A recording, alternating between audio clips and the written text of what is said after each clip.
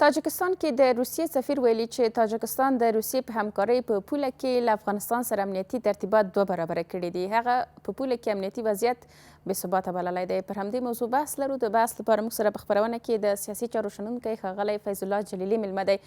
جلیلي صاحب ستړي مه شئ، وخت مو په خیر. غواړم په پیل کې هم دا وپوښتم، په دې وروستیو کې تاجکستان سره د افغانستان په پولو کې ځینې تحرکات رامنځته شول. فکر کوئ د چا کار دی؟ بسم الله الرحمن الرحیم. خپل سلامونه او احترامات محترم خور ته او تاسو تخنیکی همکارانو لیدونکو او اوریدونکو ته وړاندې کوم. د روسیې سفیر سیمیان ګریګوریف یو ډیر با تجربه ډیپلوماټ او په سابقه افغانستان کې هم کار کړی، هم د شوروي په وخت کې هم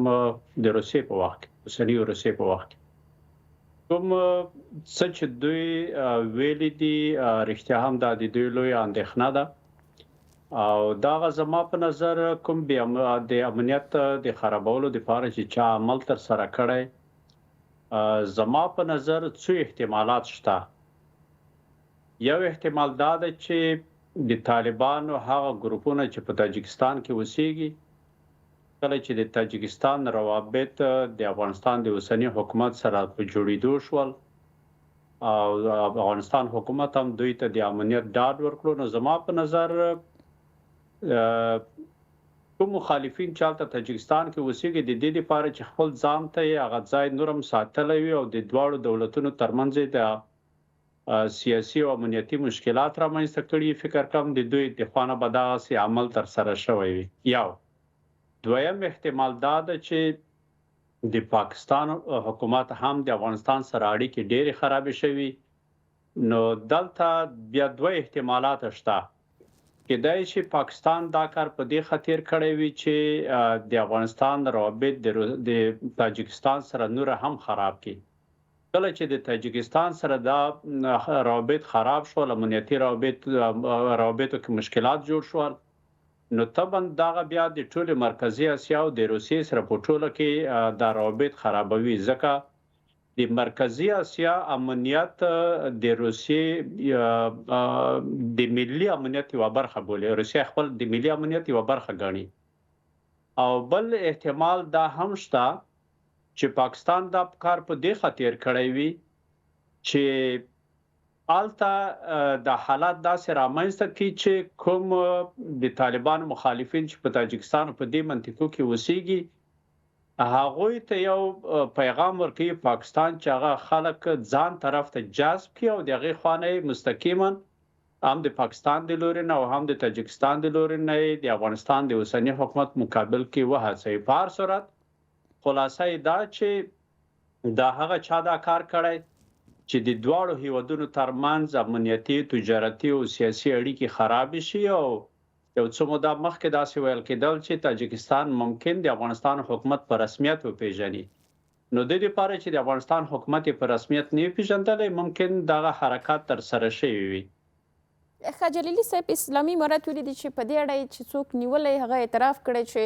دغه طرح او پلان ورته د افغانستان له پولو بهر ورکړل شوی و. فکر کوئ ولې ګاونډ نه غواړي په افغانستان کې ثبات او امن وسي؟ او دلته نو مشکلات فوق العاده ډیر دي. یو خدا چې د افغانستان حکومت د ملل متحد یا د نورو دولتونو لخوا په رسمیت نه دی پیژندل شوی. او دویمه خبره دا ده چې د دنیاوالو یا د بعضې ګاونډیو غوښتنې یا ډېرې لوړې دي، د افغانستان اوسنی حکومت هغه نشي ترسره کولی. او یا دا ده چې دوی اصلا نه غواړي چې په افغانستان کې داسې یو حکومت وجود ولري چې هغه په راتلونکي کې دوی ته هم په دیني لحاظ، هم په فرهنګي لحاظ، هم په سیاسي لحاظ په اصطلاح سردرد واوسېږي. اگر که افغانستان حکومت په کراتو ویلي دي چې موږ اقتصاد محور او بیطرفه حکومت یو او د چا په کارونو کې کار نه لرو او نه د افغانستان د خاورې نه چاته اجازه ورکړو چې دوی په مقابل کې وجنګېږي او یا هلته تخریب وکړي، خو بیا هم د خلکو اندېښنې شته. ښه جلیلي صاحب، که وګورو اوسني وضعیت ته، فکر کوئ تاجکستان به دغه ډول تحرکات له افغانستان سره په اړیکو کې اغېزناک وګڼي که د مسلې عمق ته به ورسیږي؟ اصلا مسله داسې ده چې که هم تاجکستان بیا د مرکزی اسیا هیوادونو په راس کې روسیا د افغانستان سره روابط هم ساتي او روسانو د افغانستان حکومت هم په رسمیت پیژندل، خو د دې باوجود هم روسان یا دغه د مرکزی اسیا هیوادونو په ټوله کې افغانستان د امنیتي خطر یو بیلګه بولي د ځان لپاره او فکر کوي چې د دوی امنیت د افغانستان له خوا نه خرابېدای شي او بل که هم دوی افغانستان روسان په رسمیت پیژندلای نو دوی فکر کوي چې افغانستان خپل مسؤلیت نه ادا کوي د پولو په ساتلو کې او په دې کې پاتې راغلي دي چې دوی د په اصطلاح تروریستان ورته یا تیری کوونکي ورته ارشي چې ورته وي دغه خلکو مخنیوي وکړي. نو په دواړو کې دوی کومه اعلامیه هم چې خبره کړې ده تاجکستان په هغه کې هم دوی دا ګیلا کړې ده چې افغانستان حکومت خپل مسؤلیت نه تر سره کوي، امنیتي مسؤلیت البته، او حتی دا هم ویل شوی چې افغانستان حکومت د ورستیو پیښو په مورد چې تاجکستان کې شوی باید بخښنه وغواړي. نو بنان دلته بي باوري لګه زیاته شوی ده چې چیرته د افغانستان حکومت په دې کې لګي هڅه ونه کړي ممکن دا روابط د خکېدو په واسطه د خرابېدو طرف ته لاړ شي. په داسې حال کې چې اسلامي امارات وایي چې د افغانستان له خاورې هیڅ هېواد ته ګواښ نشته ده، دوی په دوحې کې کړي ژمنې عملي کړي دي. فکر کوئ دغه ډول باور څه ډول رامنځته کېدای شي بالاخره په داسې حال کې چې له دې طرف ډاډ ورکول کېږي او له هغه طرف د ګواښ اندېښنه ده؟ نو دغه خو فکر کم عملی شکل غواړي. عملی شکل دا ده چې د طالبانو حکومت هم خپل پولي باید داسې وساتي چې د افغانستان نه هغه خواته څوک لاړ نشي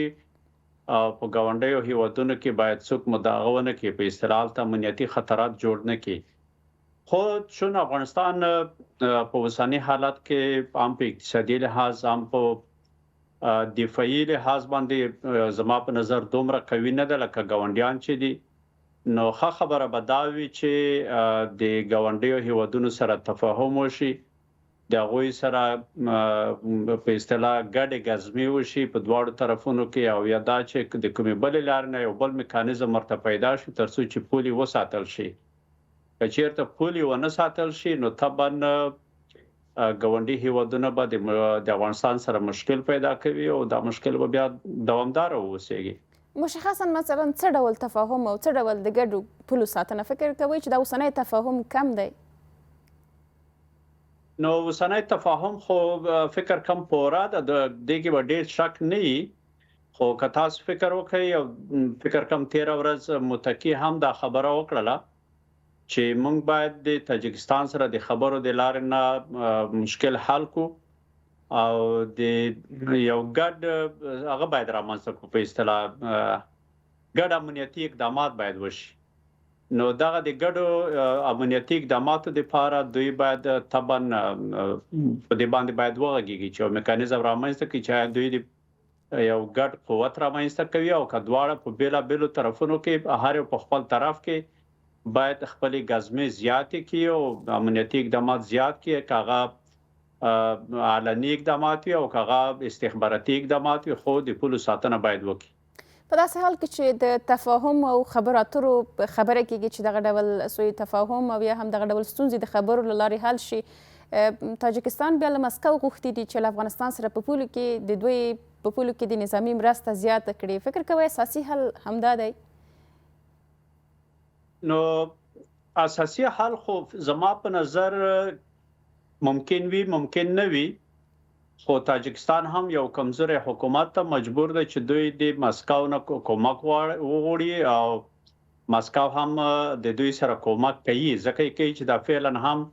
د دوی الته یو فرقه پرته ده 201 نمبر فرقه چې تقریبا 2000 نفر په شاوخوا کې ده او د هغوی وظیفه هم همدا ده چې باید د تاجکستان نه دفاع وکړي، پولي باید وساتي، امنیت باید وساتي او څوک باید راغته تاجکستان ته داخل نشي چې الته امنیتي تخریبات وکړي. مګر بیا هم که چیرته یو طرف نه کار مخکې بیول کېږي او د بلې غاړې نه د افغانستان د غاړې نه کار مخکې بو نه تللی شي او په دې کې افغانستان حکومت کومک ونه کړی شي فکر کوم بیا به کافي نه وي او که چیرته دواړو غاړو نه همکاري وجود ولري ممکن نتیجه ورکړي. په ټوله کې هیوادونه د افغانستان په اړه په یو نظر نه دي. هلته روسیې وایي چې له افغانستان څخه کوم ګواښ نه محسوسوي، له بل اړخه بیا تاجکستان یا ورته نور هیوادونه وایي چې دوی د افغانستان له خاورې څخه د ګواښ اندېښنه لري. فکر کوئ د دغې ګډ اندېښنو لپاره کوم ګډ اقدامات هم شوي دي او که نه؟ زما په نظر روسیا هم اندېښنه لري ځکه چې د تاجکستان او یا د نورو مرکزی اسیا دولتونو اندېښنې په خپل د روسانو د پاره اندېښنې دي او لکه مخکې چې ما ویل چې د مرکزی اسیا امنیت د روسانو د پاره هم سره کرخه ده او خپل د ملي امنیت یو برخه ګڼي. نو په دې صورت کې دوی حتما د تاجکستان کوم هغه چې د غوښتنې هغه دوی محسوسوي او کوم ضرورتونه چې دی هغه هم دوی محسوسوي، لکه همدغه سفیر ګریګوریف چې ویلي دي چې د تاجکستان او روسانو ترمنځ دغه کوم امنیتي همکاري چې دغه د افغانستان د امنیت د بېثبات امنیت له وجې نه دوه چنده شوي او دغه اهمیت هم ډیر لوړ شوی ده. نو د دې نه معلومیږي چې دواړه طرفونه دې ته متوجه دي چې باید په ګډه کار وکړي او د تاجکستان او د نورو پولو سرحدي پولو کوم مملکتونه د افغانستان سره اوسېږي د هغوی پولي باید وساتي ځکه دوی ته هم خطر ده، ورنه فکر کوي چې دلته خطر موجود ده. ښه جلیلي صاحب، که په ټوله کې وګورو روسیه په یو ډول باندې په منځنۍ اسیا هیوادونو باندې نفوذ لري، په داسې حال کې چې تاجکستان یې ښه بېلګه یادولی شو چې دوی هغه خپلې اندېښنې شریکوي. فکر کوئ چې په اوسني وضعیت کې به روسیه د امنیتي همکارۍ لپاره له افغانستان سره رامخکې شي او که نه؟ نو روسان خو به وغواړي زما په نظر چې د افغانستان سره همکاري وکړي، مګر افغانستان خپل ځان به طرفه خودلای او باید به طرفه ووسیږي. زما په خیال که چیرته د افغانستان حکومت روسانو ته ډیر ځان نږدې کی ممکن د امریکا له خوا یا نور غربي دولتونو له خوا ورته خطر متوجه شي. مثال به ویو چې متکی مجرد کې چې عادي سفر ولرلو هندستان ته او نتیجه هم تر اوسه پورې پوره معلومه نه ده چې هغه سفر نتیجه څه شوه، مګر د پاکستان له خوا نه حساسیتونه دومره راوپارول چې ان په کابل هم دوی بمبار وکړلو او مختلف مشکلات رامنځته کړل، سرحدونه ټول بند شول، لارې بند شول، تر اوسه پورې د مشکلات شته. زما په نظر که چیرته روسان مستقیما د افغانستان داخلي امنیت تر وړاندې شي او یا په نورو ساحو کې ډیر وړاندې شي او افغانستان هم ورسره پروتوکولونه امضا کړي یا کوم نور تګلارې خپلې کړي، ممکن د غرب له خوا نه بیا د سختو شرایط سره مخامخ شي. نو زما په نظر افغانستان ته پکار ده په اوسنیو حالاتو کې چې ځان به طرفه وساتي او ځان کوم یو طرف ته دومره نږدې نه کړي چې بل طرف حساسیت وښيي. جلیلي صاحب، که په پولو کې دغه ډول تحرکات رامنځته کیږي او په ټوله کې دې پر ځای چې د ستونزې پر بنسټیز حل باندې فکر وشي، خبرې اترې وشي، هلته امنیتي تدابیر زیاتیږي، فکر کوئ چې بنسټیز حل همدا دی که ستونزې به لا هم پراخه کړي؟ زما په نظر بنیادی اړخ به دا وي چې د هر ګاونډي مملکت سره بیلابېلې خبرې وشي، ځکه د هر یو اندېښنې تقریبا بیلې دي، خو امنیت په اساس د ټولو اندېښنې یو رقم دي. نو دغه اندېښنو ختمول د ګاونډیانو د همکارۍ نه بغیر افغانستان زما په نظر نشي ختمولای، ځکه چې د افغانستان پولې ډېرې اوږدې دي د هر مملکت سره او نظامي او دفاعي قوت یا سرحدي قواوې دومره ډېرې نه دي، قوت کمزوري ده او وسایل هم دومره ورسره نشته لکه ګاونډیانو سره چې دي. نو ښه صورت دا ده چې د هر ګاونډي مملکت سره بیل وغږیږي او هغوی سره بیل میکانیزم رامنځته کړي. او کو بیرته راوګرځو دغې مسلې ته چې فکر کوئ سیمه ولې په دې نه ده پوهېدلې چې دغه ډول پلانونه طرحې له کومه ځای راځي او له هغه ادرسه چې راځي ولې هغه ادرس نه مشخص کوي؟ نو دغه شی زما په نظر په وزارت خارجه پورې ارتباط لري، هغوی باید په دې باندې کار وکړي خو تر اوسه پورې زه فکر کوم دومره کار نه دی په دې باندې شوی اعلامیه خبرېږي مګر عملی کار دومره نه محسوسېږي خسر دا ده چې د افغانستان حکومت ټول دولتونو ته خپل هیاتونه ولېږي او یا د هغوی نه څوک راوغواړي او یا د دوی د سفارتونو سره خبره وکړي په هر وسیله چې کېږي د امنیت د دوی لپاره ضروري مسله ده ځکه که چیرته افغانستان کې یا د افغانستان په سرحداتو کې امنیت خراب شو نو د افغانستان د اوسنی حکومت هغه اعتماد او باور چې د امنیت له لحاظه ترلاسه کړي دا باور به د منځه لاړ شي کله چې باور را کمزورې شو یا د منځه لاړو نو په هغه صورت کې بیا دوی د سیاسي مشکلات سره هم مخامخ کیږي او هم به اقتصادي او تجارتي مشکلات سره هم په اصطلاح سر ځان مخامخ کړي وي یعنی ستاسو د خبرو لمخې چې دغه هیوادونو پوهاوی نه د اخیستی او دغه پوهاوی باید اسلامي امارت ورکړي نو ما مطلب دا دی چې د پوهاوی باید د دوی سره یو ځای کې سړی باید کینی او د دوی سره په دې مسله باندې تفاهم وکړي چې څنګه یو میکانیزم رامنځته شي ترڅو امنیت منطقه کې راشي لکه ما چې مخکې عرض وکړل افغانستان دومره وسایل نه لري چې دوی ټول امنیت وساتي سرحدات وڅاري د هوا د لارې نه او یا د رادارو د لارې نه یا د کوم نورو تخنیکی وسایلو له په واسطه باندې د خپل سرحدونه وڅاري نو خاص صورت دا ده چې مثلا د تاجکستان سره وغږیږي او د سرحدات ټول تر څار لاندې ونیسي ځکه هغه وسایل چې تاجکستان کې موجود دي افغانستان حکومت نه لري تاجکستان کوي چې د روسانو نه کومک وغواړي او په هغه اساس کله چې دوی کومک وغوښتلو د روسانو د وسایلو په اساس یا خپل هغه چې تاجکستان لري که دوی دا وسایل په کار واچي افغانستان ته هم په درد خوري او د پولي سرحدات او امنیت به هم خوندي کړی وي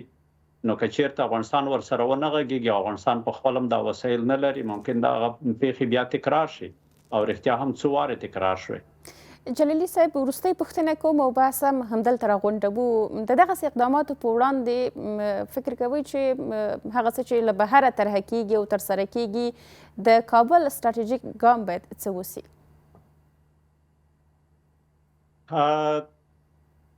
دې کې زما په نظر جدي ګامونه اخیستل پکار دي مستقیما باید هغه دولتونو ته وویل شي چې چیرته لکه څنګه چې افغانستان ته ځینې دولتونه لکه پاکستان او تاجکستان چې خپل مسولیت مونږ نه ادا کړي بخښنه وغواړه او یا دا چې هغه څه چې موږ درنه غواړو هغه کې کومک وکړو همدغه سي باید افغانستان هم دوی ته مستقیما وایي چې چیرته تاسو دغه شانو مخنیوي ونه کوي او زموږ امنیت په خرابوالي کې تاسو د تخریبکارانو سره کومک کوي نو بیا موږ هم در سره کومک نشو کولای بیا موږ هم د دې خانه به هم چې تاسو ته کوم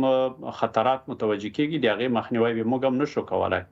که چیرته ته زما مخالف ساتي او زما خاوره کې تخریب کوي بیا نو طبعا هم دغه عمل باید زه هم وکم متقابل عمل باید سره ورسیږي